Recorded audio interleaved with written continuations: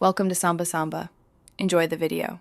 You start by validating what the speakers actually accept and supplying power. First, check the Genius label or rear panel to confirm it uses a 3.5 mm aux input. This is the most universal and reliable route.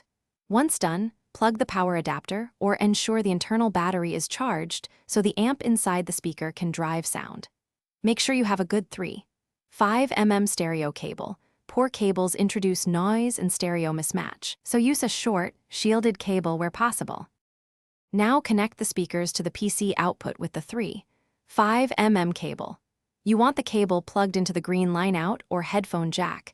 If your PC only has a combo jack, use the correct splitter or USB sound adapter. Once inserted, set the PC volume to about 20–30% to prevent sudden loud bursts. Then power the speakers on and open sound settings. Choose the analog output as default so Windows routes system audio to the external speakers rather than internal ones. Complete the setup by telling the PC to use the external output and by verifying playback.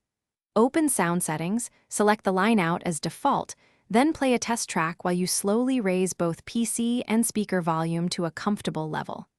If audio is tinny or distorted, disable software enhancements and check cable connections. If there's still no sound, swap the cable, try another port, or use a cheap USB audio dongle to bypass a faulty onboard jack. That single swap fixes. Thanks for watching. Consider subscribing if we helped you.